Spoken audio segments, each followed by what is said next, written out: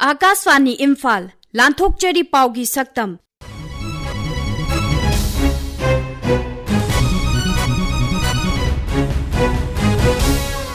सक्तम असिदा तारानिपान सुबा लोकसभा मिखल की फल राज्यपाल अनुसुईया उइके की रिलीफ कैम्प यंगसिनबगी खोंगचट मणिपुरदा वाइल्ड एनवायरनमेंट पालन पांगथोकिबा इचाउना महैरोइसिंगदा पीबा चैथेंग कोखनबा सरकार की खोंगथांग अमसुंग पाउगी सक्तमदा अखोइगी जिरिबाम पाउमी ngathem बिस्वजित की अखनबा पाउदम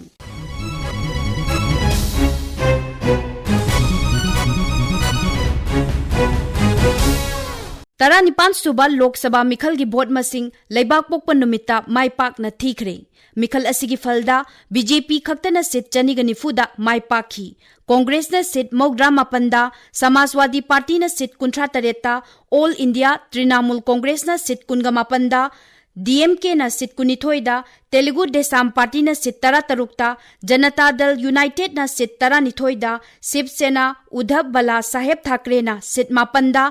एनसीपी शरद पवार न सीट 9 अमदी अतई दल सिंह न सीट 84 माई पाखी मिखल की फलग मरी लेना केंद्र की मंत्री किरण रिजिजू न एनडीए ना मिखल असिदा सीट 292 अमदी इंडियन अलायंस न सीट 253 माई पाकले हाइना फोंदोखी मणिपुर की ओइना लोकसभा सीट अनिमक कांग्रेस दल न माई पाखी राज्य असिगी इनर लोकसभा कांग्रेस की अंगोमचा बिमोल अकोइजमना महाकी ख्वाइदगी नकनबा लंबा बीजेपी की मिरेप थौनाउजम बसंत कुमार सिंहदगी बोट मसिंग लाख अमगा लिसिंग मापन चनिपानगा सुपना अमा हेंदुना काखी अदुगा आउटर लोकसभा सीटना कांग्रेस की अल्फ्रेड कांगम अथरना महाकी ख्वाइदगी नकनबा लंबा एनपीएफ की के टिमोथी जिमिक्तगी बोट मसिंग लिसिंग मरफू मंगा चामरी 19 हेंदुना काखी मिखल द माई पाकलबा अंगोमचा बिमोल अकोइजमना असुमना हाई इरमनम सिगेना लेलिबा मंगनिबा मंगलान से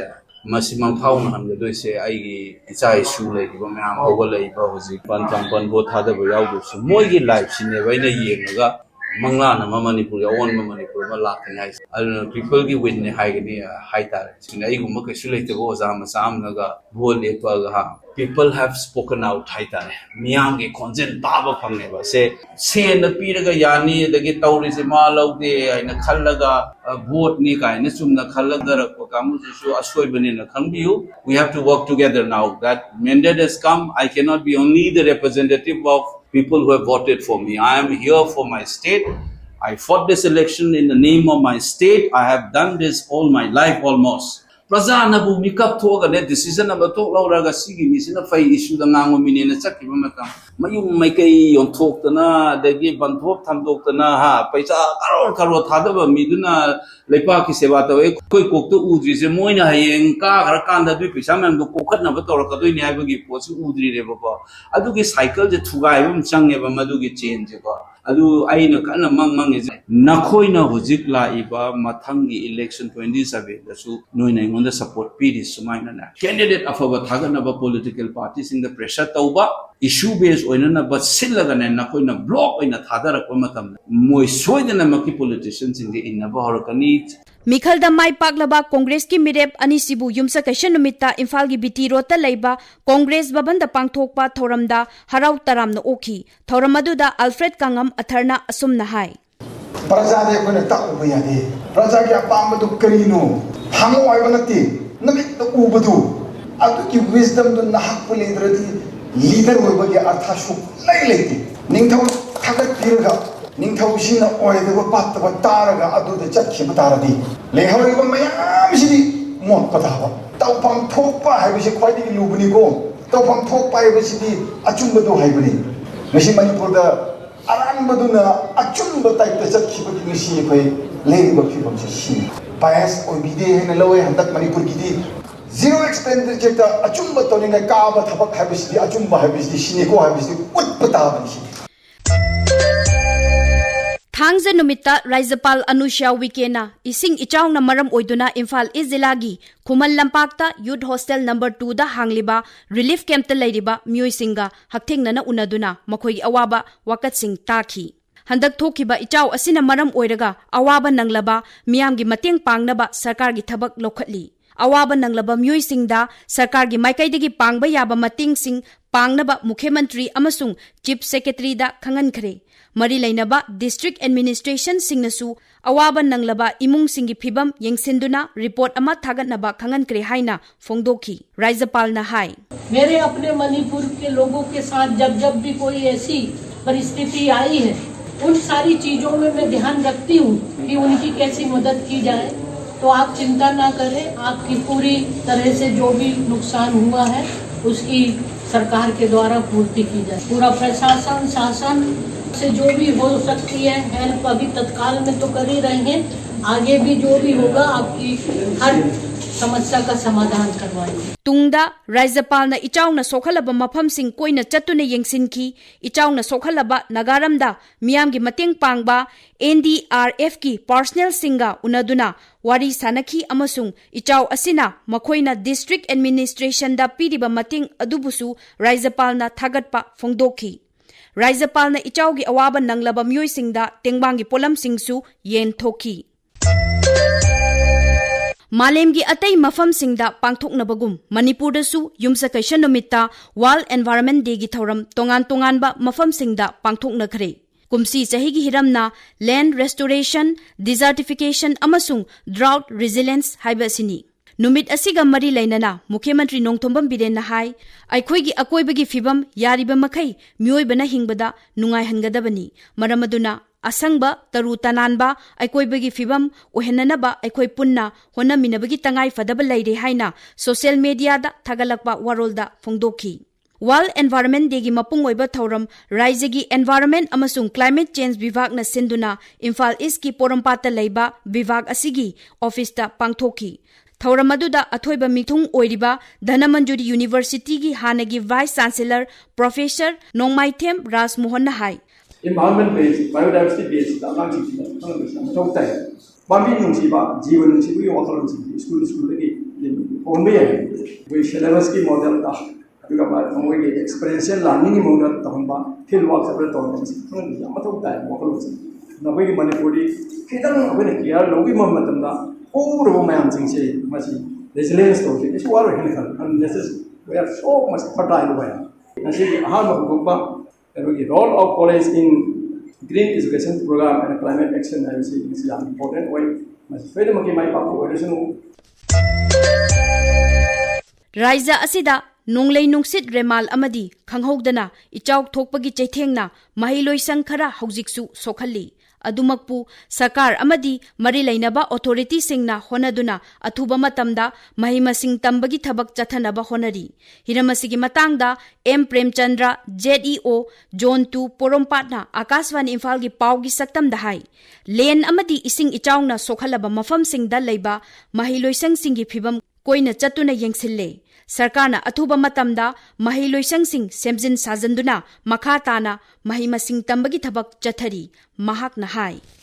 सेंटर की टीम अमसु लाए लाख कोई पुन्ना ngarang je टीम अमगा अखोई गी AIDI सिंग की टीम अमगा तानसिदा चावरिबने कया मोय असेस तौबगी हाइतारे ने को अदु येंग बसले अदगी कनोसु काइराउगी एरिया हमदसु अखोई गी लाइक तंबजे हौरगे हाइ कानसिदा हंदकी हेल्थ स्टोम दुदा जिंगा मयाम अमो फोटो खिबतो अदुगी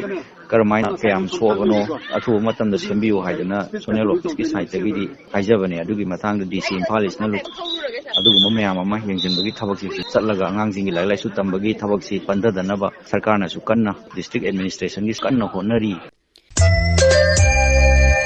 मणिपुर की ngमखै जिला ओइरिबा जिरिबाम असिसु हंदकी इसिंग इचाउना जिला असिगी मफम खरा सोखनबदगी मियोय कया रिलीफ कैंपता चंगजफम लौदुना लैरी मखोइगी हक्सेलगी अमदी अना अयेक लाक्तनबा जिला असिगी निंगसिंग खुलदा लैबा डिस्ट्रिक्ट हॉस्पिटल ना अचौबा थौदांग लौरी हॉस्पिटल ना जिला असिदा लौरिबा थौदांग अमदी मसीना मियामदा फंगहलिबा कानबसिंगी मतंगदा अखोइगी जिरिबाम पाउमी ngantham बिश्वजित का जिरिबाम डिस्ट्रिक्ट हॉस्पिटल की chief medical officer doctor Thiyam Bharat का उनदुना वारी सानबा तामिनसी जिरिबाम की निंगसिंग खुलदा लैबा डिस्ट्रिक्ट हॉस्पिटल अमनी हाइजरबसु कम्युनिटी हेल्थ सेंटर की थाकता लैरिबा अमसुंग हॉस्पिटल असिदा चीफ मेडिकल ऑफिसर अन थबांग पुरिबा डॉक्टर थियाम भरत सिंहगा उनदना हॉस्पिटल असिगी हौजिक ओरिबा फिबमगी मतंगदा वारी साबगी तंजा दु लौजगे वाहौदो ओइना सीएमओ दगी खंजनिंगलिबसि लैंगा के माइकेदगी हक्सेलगी लमदा मरुओइना तेंबांग पिबिरिबा चीफ मिनिस्टर के हक्सेल की तेंबांग अमदी प्राइम मिनिस्टर के हक्सेल की तेंबांग की लमदा जिरिबामदा मतौ करबना थबक पाइखतपिरि अमदी मियोय कयादा खुदोंग चाबा पिखरबगे हाइबेदुगी मतंगदा खरदंग थम्बि हम नुआइजै कोइगी CMHT जिना कोइगी स्टेट ना पीबा तेंबांग ओइबा अदगी सेंटर की जिना PMJAY हाइदन सेंटर ना स्पॉन्सर तोबा प्रोग्राम ओइबा अदु जिरिबाम की ओइना हुजिक फाउदा 2020 दगिना 2024 फाउदा मसिगी प्रोग्राम जी सतजरी अदु CMHT की मखादा मियोय लिसिंग अनिगा सनी मरफू हुंद्रोइदा मसी इनरोल तौजरे अदगी PMJAY की मखादा लेरिबजिना सिंगमंगा का चात्रु कुनमातोजी वेरीफाई तौजगरे अनिसुबदा डॉक्टर दगी खंजनिंगलिबसि हॉस्पिटल असिगी प्राइवेट फार्मेसी सिंगदि फंगबा ngамदबा हिदाकसिंग मरुओइना HIV AIDS हेपाटाइटिस B अमदी TB ना सिंगबा अतै फिनुंगी लेना सिंगदि हिदाकसिंग असि फ्री ऑफ कॉस्ट ता मतौ करमना फंगनबगे अमसुंग फंगनबगे प्रोसेसिंग अदु खदंग हाइबिउसा मसिगी मतांगसिदा अकोइना हुजिक गवर्नमेंट की स्कीम की मखादा फंगनबा तौजरिबसि फंगजु फंगलिबसि अकोइना NCD हाइदना नॉन कम्युनिकेबल डिजीजेस हाइदना कनोम लई अमदगिना अमद लौनबा नतबा मसिगी मखादा कोगी सामना मयामना याम तोइना लाइफस्टाइल डिजीज होइना हुजिक याम अन्ना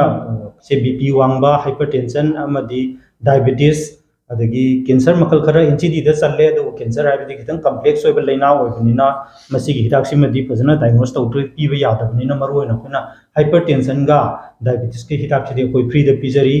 अदगी HIV अमा पॉजिटिव ओइरे हाइरगदि कोन ARTC अदुम कोइगी OST की खुथांग अदुम पिजरी अहुम सुबदा TB नारबा मियो यमदसु अमसिगी एंटी ट्यूबरकुलोसिस ड्रग मयाम अमा पिजरी याम नुआइजे डॉक्टर अदो हाइवे वाफम सिदे खदंग थेदोक चरगा हंदक थोखिबा इचाओ सिगी मतुंगदा अखोगी हॉस्पिटल सिगी माइकेदगी करी करंबा चेक्सिन थौरांग सिंह इचाओ सिना अवाबा नंगलो मियाम के दम पाइखतलिबगे हाइबेदुगी मतंगदा खजिक्तंग थम्बि कोइगी जिरिबाम दा थोक्रिबा इचाओ असिगा मरी लेनना कोइगी रिपोर्ट की मतुंगिना रिलीफ कैम्प मरी का हांगजै क्वाइदि या नाना कलिनगर की क्वाइ हाना हांगबनी मसिदा हेक हांगबनु मिसिदा कोन मेडिकल टीम अमा थारगा हेल्थ चेकअप पिजगरे मसिदा नारंबा यावबा जिंदु हिदा लांबता अदुम बेसिक ओइबा हिदा जिंदु अदुम पिजगरे अदगी कमरंगा सिदा मसिगी हेल्थ चेकअप अदुम तौजगरे क्वाइदि मरुओइना ngसाइगी इस्लामाबाद रिलीफ कैम्प सिददी हिदाक लुपबा कांगन निजे कोइना चामगो हुमु यिनथोकजगरे अदगी अदुगी मतकता कोनि हिदा लांचन दरका ओइबसिंसु अदुम मतिंग पांगजगरे हाइबा तारे थैंक यू सर दो मथंग द खंजनिंगे बसिना हॉस्पिटल असिगी इंफ्रास्ट्रक्चर असि जिरी मियामना पेनिंगाई ओइदे अदुगा मेडिकल स्टाफ सिंगसु सुना मदि मतम चाना मियामना फंगबा ngamde हाइना सिविल ऑर्गेनाइजेशन सिंग छात्र ग्रुप सिंग कयाना तोइना फोंदोकपा थेंगनाजै हिदमसिगी मतंगदि साना करी फोंदोकपिनि अखोइगी जिरिबामसिदा लेजरिबिसि हेल्थ इंस्टीट्यूशन जी याम नते क्वाइदगी अहांबदा क्वाइदगी चावबोइना लेरिसि अखोइ community health centre हाइदना अखोइगी Nising कुलदा लेरिबसिदा मयामना लायिंगबा लांगरिबसि hospital सिदा ओइना लाकपा अदा क्वाइदगी नुआइतबसि असागी स्पेशलिस्ट डॉक्टर जिंगजि मसिंग याम वाटपा अदगी इमरजेंसी ओइना लाकलिबसि अयामबना नुपी अंगांगी ओइना तौई अदि मरुओइना डिलीवरी हाइबा तारे मसिदा कोइगी मतिक चाना चपचाना लाइंग पिबिगदबा स्पेशलिस्ट डॉक्टर जिंगजि मसिंग याम वाटपा गायनेकोलॉजिस्ट लेतबा पीडियाट्रिशियन लेतबा अदगी से असोपन थोकु मतमदा ऑपरेशन दरकार लेरकांदा सर्जन सि मतिक चाना लेतबा अदनि तौरिसे अदो फिसिदा कोइगी ऑपरेशन तवंद सिदा हन्नबा डॉक्टर हाइबा तारे नादनबा अदुगी हिदा पिबिगदबा डॉक्टर एनेस्थेटिस्ट सिसु लेतबा अदना मरुइना कोइन वालजी ह्यूमन रिसोर्सेस सु यम वाले दि इंफ्रास्ट्रक्चर हारगना आइदगी मरुइबसि ऑपरेशन थिएटर से लेहनबा मा मथौ ताबा आइना अपील तौजनिंगी जी OT जे अंतम मसि फंक्शन तौहनबिबा सिने आइना खंजरिसे अदो OT जिनो फंक्शन तौरगदि सैजिरिबाम प्रजाना अतोपा स्टेटता थंगबा स्टेटसिंग चतना लायिंग कोइंग तौरिबो मियामसि खरम खैदि कोप ngamgadra haina thmain thamjari थागचरी doctor रंगसी चिलो मतम कया कायथोकपिदना ऑल इंडिया रेडियो इम्फाल की पाउमी सिंग उनजबे खुदोंग चाबसे बिबिबगी दमक डॉक्टर को थागचरी आकाशवाणी इम्फाल की पाउगी सक्तम की दमक जिरिबामदगी ngaथेम बिसजित मतंग असिदा आकाशवाणी इम्फाल की पाउ कांगुन पुथोकपा पाउगी सक्तम लोइजरे खोमजनबा अमसुंग पुथोकपा थोकचोम जोगेंद्रजीत लिजखिबी नोंमैकापम बेदमनी।